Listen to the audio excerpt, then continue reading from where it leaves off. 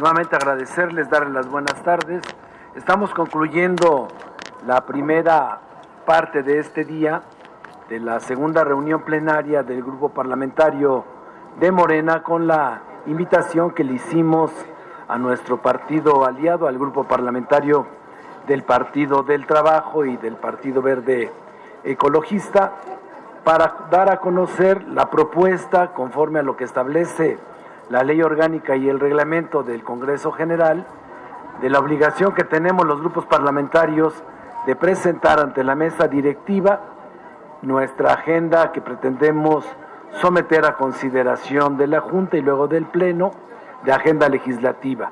Y en ese sentido fue que el día de hoy, para alinear nuestra agenda a la plataforma electoral y al programa por el cual votaron los mexicanos, invitamos el día de hoy, en primer lugar, al coordinador del gabinete del Gobierno de México, secretario de Gobernación, Adán Augusto López Hernández, para que nos dirigiera un mensaje de cuáles son el interés, la expectativa que tiene el Gobierno de México, y un mensaje a las y los diputados, compañeros de movimiento y compañeros comunes en lograr la transformación de la vida pública en México.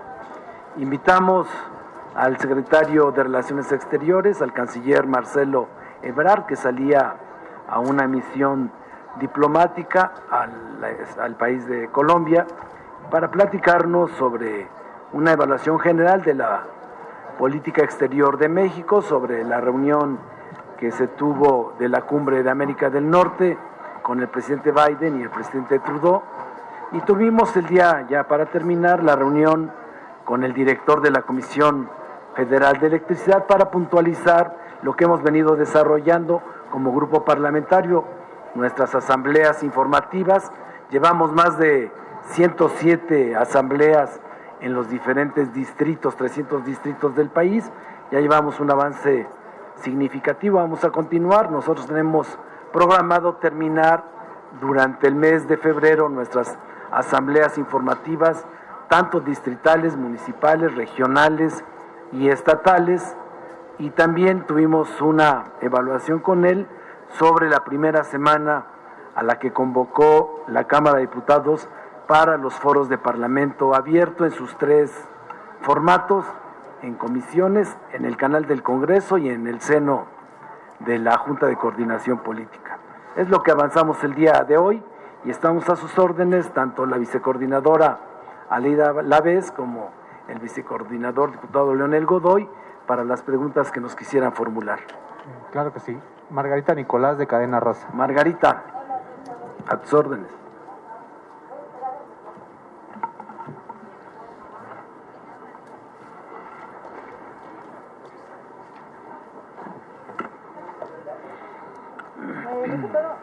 A mí me gustaría saber cuáles son los planteamientos que le hicieron los funcionarios federales a la bancada. Se sabía que entre otros temas estaban precisamente lo que se refiere a la revocación de mandato, a la reforma electoral y a la eléctrica, por supuesto. Ahí, ¿cuál es el mensaje que dio cada uno a los diputados federales, tanto de Morena como del Verde y del PT, y en qué sí estarían de acuerdo con sus aliados? Y también preguntarle en otro tema que preocupa, el asesinato de esta reportera allá en Baja California, que ya sería la segunda, porque hace unas semanas también asesinaron a un periodista del periódico Z. ¿Qué está pasando? ¿Están fallando los mecanismos de protección? ¿No les están poniendo el interés que debiera tener esta situación tan delicada? Y también si felicitaron a los legisladores por la recopilación que se hicieron de las firmas para que el INE pues se vea obligado y cumpla con esta consulta. Gracias. Gracias. Primero, con relación, voy a hablar de la reunión que tuvimos con el secretario de Gobernación y el tema de revocación de mandato y su vinculación con la recolección de firmas para garantizar que el ejercicio democrático directo pueda desarrollarse en nuestro país el 10 de abril. Primero decirles que la anterior legislatura fue la que aprobó la ley secundaria. Viene el presidente del partido porque somos uno mismo.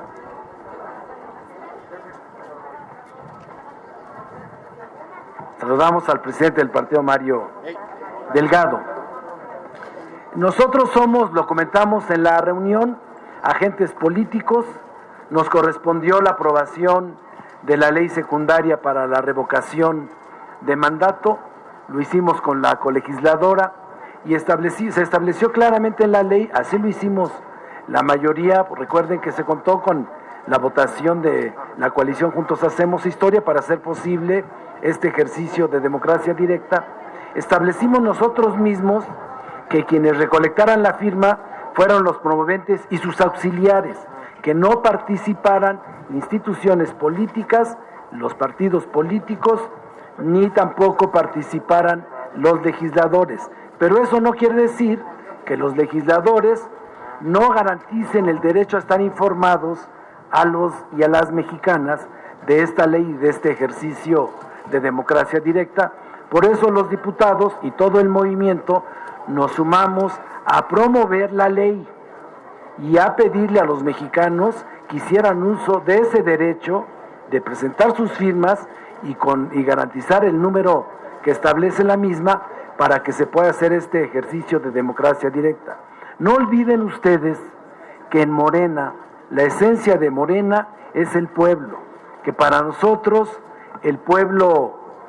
solo el pueblo puede salvar al pueblo y solo el pueblo organizado puede salvar a la nación. Y una palanca de promoción de la organización social comunitaria y de las comunidades es nuestro movimiento. Y eso fue lo que hicimos, apegándonos estrictamente a lo que establece la ley. Y nos felicitamos todos, y todos debemos de estar felices, todos los mexicanos, de que podamos tener este ejercicio de democracia. ¿Cuántas veces no exigimos que el pueblo debe de ser tomado en cuenta? Que la opinión de ellos debe de tomar en consideración gobernantes para ver si son ratificadas su confianza o no, o si se les revoca el mandato. Por eso nosotros lo celebramos junto con el secretario de Gobernación, que en un respeto republicano, él también forma parte importante de nuestro movimiento transformador. En materia eléctrica está claro que nosotros estamos a favor de la participación, como está en la iniciativa del sector privado, que la iniciativa privada va a participar con el 46% de la generación, pero que se tiene que revisar las reglas y las bases del mercado eléctrico en México, que le está generando un quebranto a todos, a ustedes, a nosotros, a los que nos escuchan y nos ven, un quebranto que asciende en su total, en su conjunto, a 490,000 millones de pesos. Solamente tener paralizada más del 50% de las plantas generadoras, en su inmensa mayoría, que tienen una relación cordial con el medio ambiente, representan 235,000 millones de pesos, o lo que es lo mismo, la pensión equivalente a un año para 11 millones de adultos mayores de la pensión universal. Y todo el quebranto que está teniendo nuestro país es el equivalente al 100% del presupuesto destinado a política social en nuestro país. Por eso hablamos de eso, la importancia, la ratificamos. No nos vamos a cansar de convencer, de lograr el convencimiento de los otros grupos parlamentarios para construir con paciencia, con prudencia, con inteligencia, con habilidad, con persuasión, con elementos técnicos, económicos y jurídicos, la mayoría calificada. Eso fue lo que hablamos. Con relación a la reforma político-electoral, la vamos a abordar más adelante, y la de la Guardia Nacional, el día de mañana lo abordaremos con la secretaria de Seguridad Ciudadana, Rosa Isela. Sí, falta un tema que es el de la periodista. Le voy a pedir a mi vicecoordinador, que él es un jurista. ¿Qué significa para ti, para Mario Delgado, este testamento político, ¿qué validez tiene jurídica, legal? Y digo, ¿hay necesidad de eso? Es un asunto de responsabilidad pública y política. No se puede desdañar, lo dijo claramente el presidente de México. Sería un acto de irresponsabilidad pública y política no tener considerado un testamento político. ¿Quién es el notario? El pueblo de México. Ellos son los mejores notarios y el testamento está dirigido al notariado nacional, que son las y los mexicanos.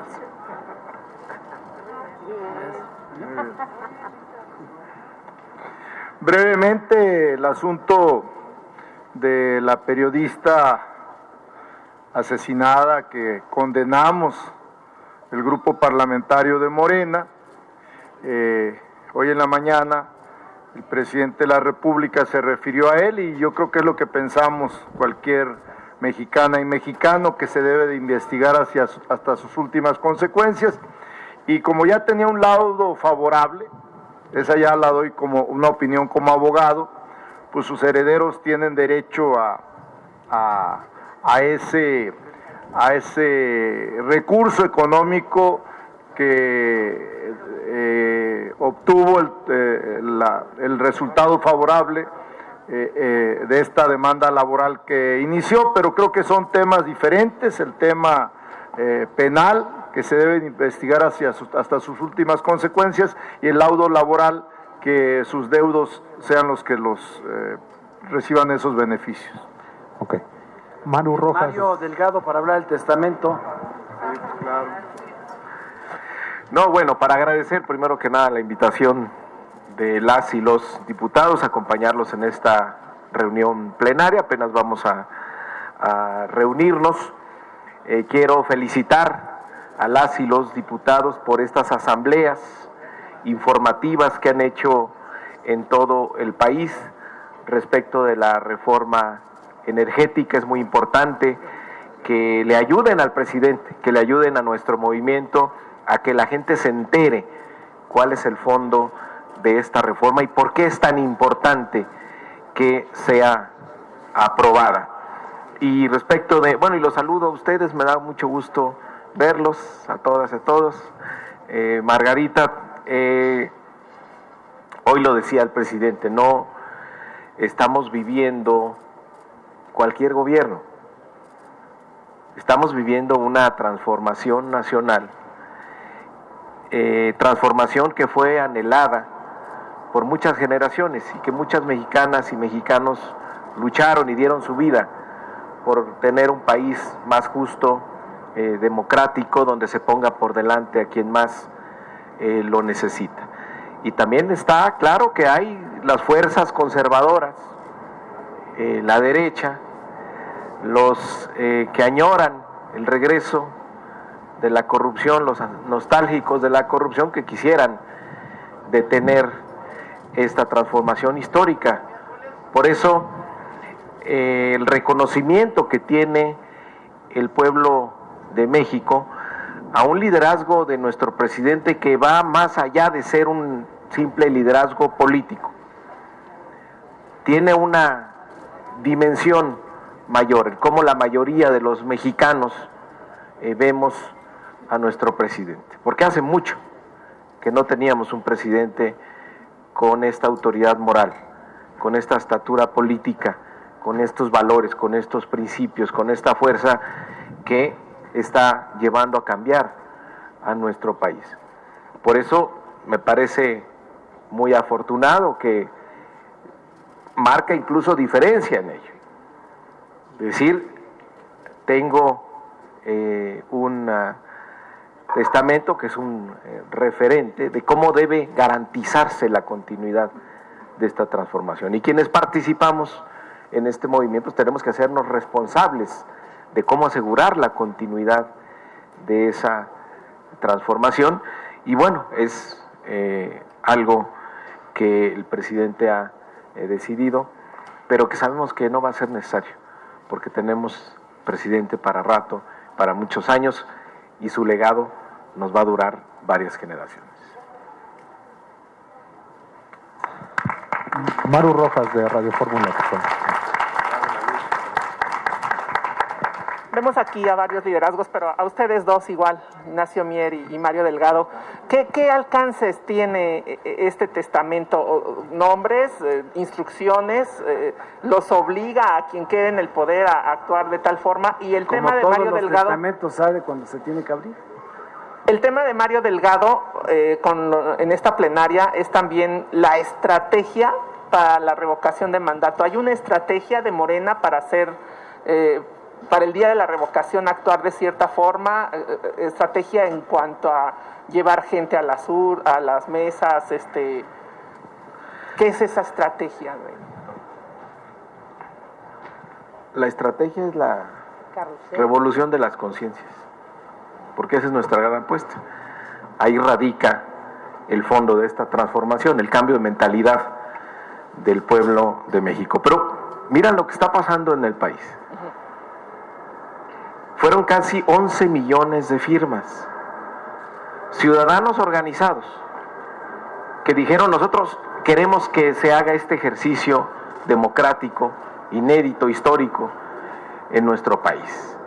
El mensaje es: queremos vivir en una auténtica democracia, y el pueblo de México está listo no solo para tener una democracia representativa, sino ir a una democracia participativa, donde la gente tome de manera directa decisiones, y una de ellas es si continúa o no en su mandato el Poder Ejecutivo, el presidente de la República. Este es un blindaje importantísimo para nuestro país, y por eso es una cuarta transformación, por eso no tiene reversa, porque es empoderar al pueblo de México, es que tengamos la conciencia que, como dice la Constitución, el pueblo de México es quien decide la forma de gobernar y es el soberano en todo momento,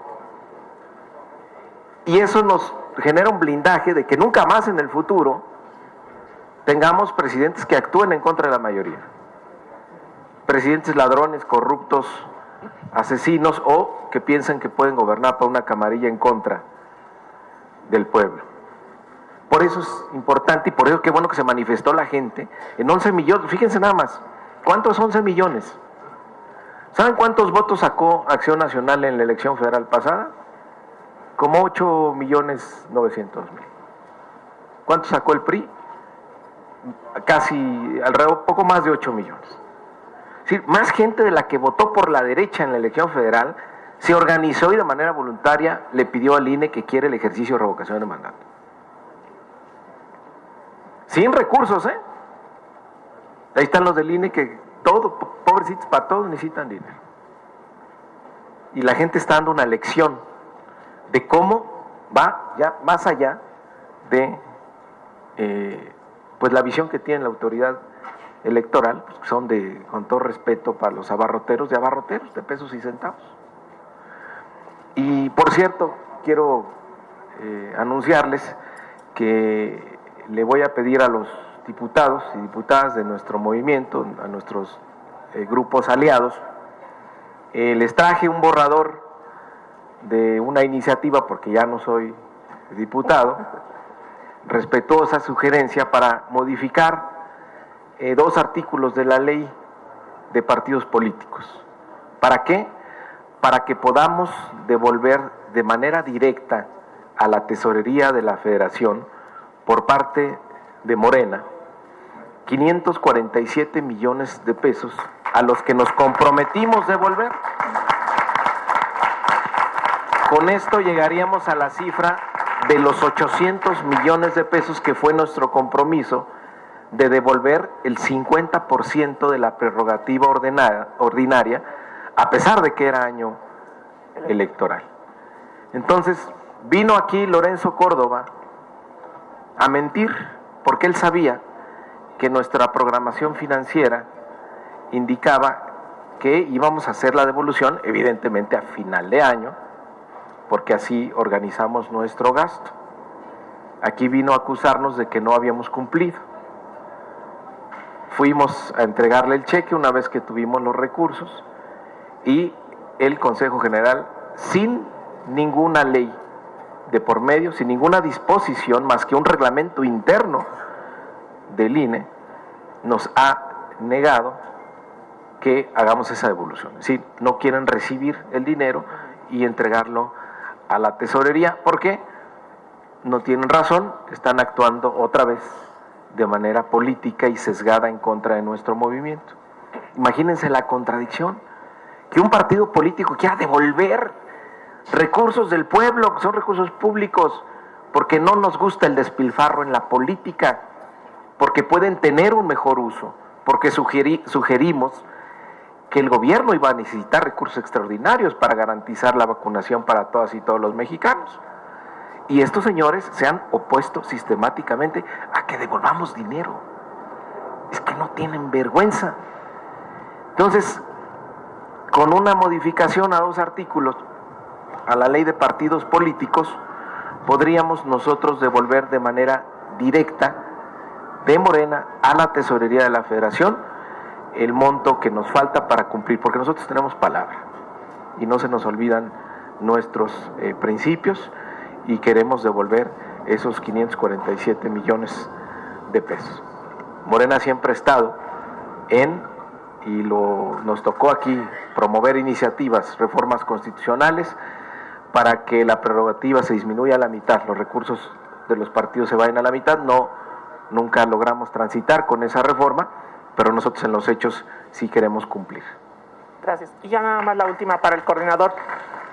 La Suprema Corte dictaminó, después de una queja de una persona que vio dañados, dijo, sus derechos de audiencia, que los medios de comunicación tendremos que decir ya al aire si es noticia o es opinión personal.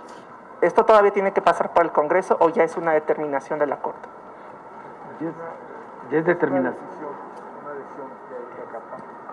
Por eso tenemos a grandes abogados. Exacto.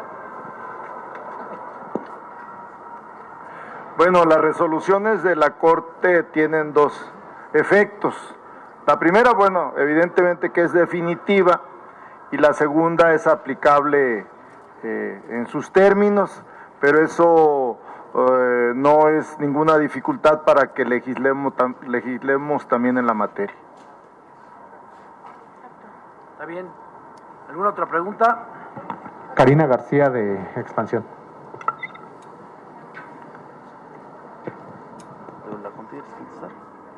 Gracias, buenas tardes. Al dirigente nacional quisiera preguntarle, ¿cómo observa esto que está ocurriendo en el Senado de la República con la bancada de Morena? Han convocado a una reunión, al parecer solamente, expresamente por la Comisión Veracruz, que dicen que no tiene alcance legal y además no fue consultada con la bancada de Morena. Pero también hay voces dentro de esa bancada pues que se inclinan por remover o sustituir al coordinador Monreal. ¿Cómo observa eso? Si están en su derecho, si tienen amplia libertad como una votación que decida la bancada. Eso por un lado. Y por otro, habla de esta iniciativa para que puedan devolver estos recursos. Sin embargo, pues como sabemos, pues no se puede aplicar retroactivamente y el ejercicio fiscal 2021 pues ya concluyó. ¿Cuál es el compromiso de devolución para el 2022 en que van a recibir una cantidad similar de recursos? También devolverían la mitad, porque no vaya a ser que hasta diciembre de este año pues quieran devolver, cuando en realidad todos los años pasados ha ocurrido al inicio del ejercicio fiscal. Incluso se ha presentado la solicitud en diciembre y en enero, en anteriores ocasiones, aunque no se hizo válido.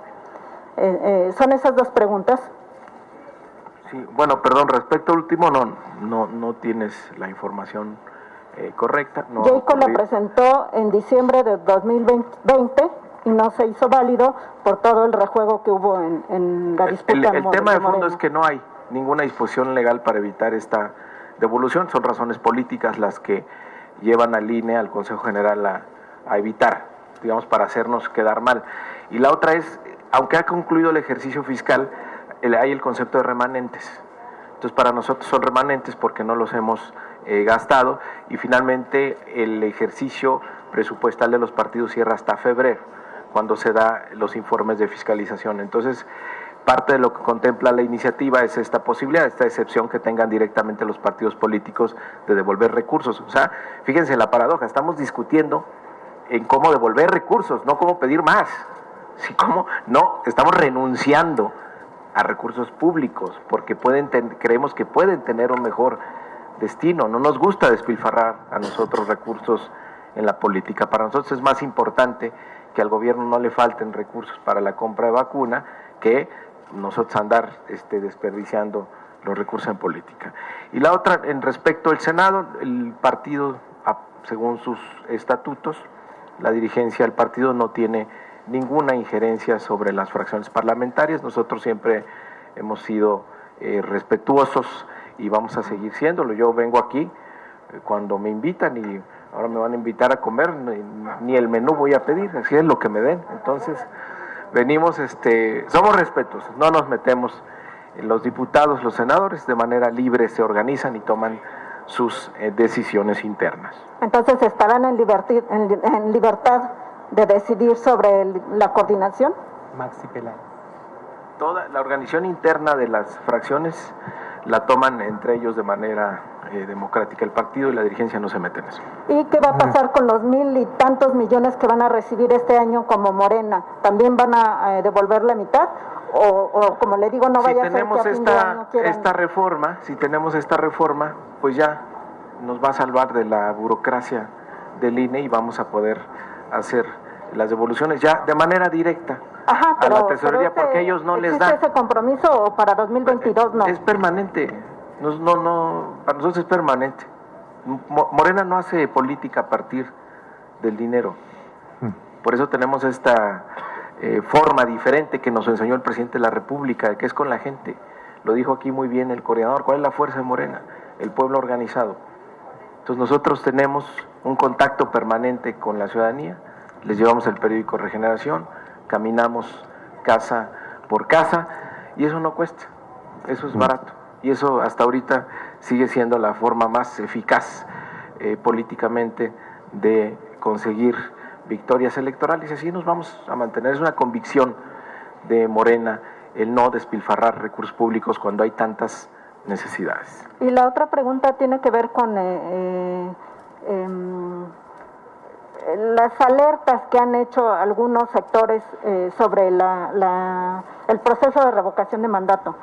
Que sea como sea, el INE queda como el que falló, sea porque no se instalan las 162,000 mesas de votación, sea porque no acuden los 30 y tantos millones, es decir, es un panorama difícil que se cumpla el porcentaje para que sea vinculatorio y pues sea como sea el INE ya es el culpable. ¿Usted qué opina sobre eso? Pues mira, cada quien se tiene que hacer responsable de sus acciones. El pueblo de México se hizo responsable y entregó 11 millones de firmas sin dinero. Algunos consejeros del INE prefieren anteponer su seguro médico privado a que avance la democracia en México. Pues entonces que cada quien se haga responsable frente al pueblo de México. Ojalá defendieran esos consejeros el avance democrático en nuestro país como defienden su salario. Oigan, yo quisiera seguir con esta parte del testamento político. ¿No está dando un mal precedente el que el presidente de la República señale que tiene un testamento político para que en caso de su falta se abra y se siga la continuidad del país? Mi pregunta es, ¿no hay un mal antecedente esto? ¿O hay algo que no sepamos, que el presidente está enfermo o qué, no? Y también preguntar si este es un instrumento que tiene legalidad dentro de nuestro régimen político constitucional, porque hasta donde yo sé, pues no se menciona, ¿no? Miren, esa es una manera, una definición puntual, explícita, de cómo asume uno la responsabilidad pública y sus compromisos políticos, de honestidad y de cara a la nación. Esto tiene antecedentes en varias partes del mundo, no solamente en nuestro país, pero para referirnos a nuestro país, el gran presidente Lázaro Cárdenas hizo un testamento también político, que no son documentos privados, son documentos públicos, porque asumieron una responsabilidad pública. Y lo dijo bien el presidente del partido, Cuando nosotros decimos que Morena, su motor, su alma, que lo genera es el pueblo organizado, lo hacemos porque también creemos en la Constitución de nuestro país, y el artículo 39 constitucional es claro: la soberanía emana del pueblo y se deposita siempre en beneficio del pueblo. Por eso el pueblo soberano merece que el gobernante asuma su responsabilidad, una definición política explícita, y que lo diga de cara a los mexicanos. Él lo señaló, el propio antecedente lo dio de manera honesta, valiente, el presidente de México, porque si algo hay que reconocerle al presidente de México es precisamente eso, su honestidad y su valentía. Gracias, buen provecho.